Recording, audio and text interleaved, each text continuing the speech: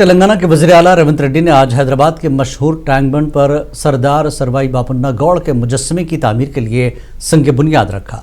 इस मौके पर उन्होंने वो एक अजीम बहुजन हुक्मरान थे जिन्होंने नाइंसाफ़ी के खिलाफ जिद्दोजहद की और तेलंगाना के वक़ार को बुलंद किया। तकरीब से खिताब करते हुए वज़ीर आला ने कहा कि बापन्ना गौड़ का मुजस्समा पसमानदा और कमज़ोर तबक़ात की खुददारी और इज़्ज़त नफ्स की अलामत होगा। उन्होंने जोर देकर कहा कि तालीम ही वो हथियार है जिससे माशरे की तकदीर बदल सकती है।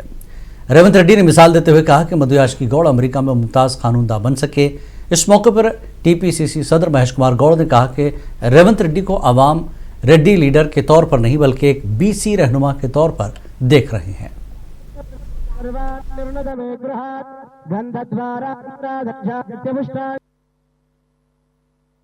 విద్య ఒక్కటే మీ జీవితంలో మార్పు తీసుకొస్తుంది, మీ తలరాతలు మారుస్తుంది. ఇబ్రహీంపట్నం దగ్గర ఉండే మధు యాస్కి గారు ఈ రోజు అమెరికాకి వెళ్ళి ఒక గొప్ప న్యాయ కోవిదుడు కాగలిగిండు అంటే చదువుకోవడం వల్ల కాగలిగిండు. బట్టి విక్రమార్క గారు ఉప ముఖ్యమంత్రి అయిందంటే చదువుకోవడంతోనే అయిండు.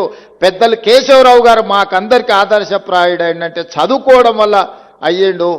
ఈ రోజు పొన్నం ప్రభాకర్ మంత్రి అయిందంటే చదువుకోవడం వల్ల అయ్యిండు. రేవంత్ గౌడ్ గారు ఎందుకంటా ఉన్నానన్న మాట నేను నిన్న టీవీ నేను ఇంటర్వ్యూలో చెప్పాను.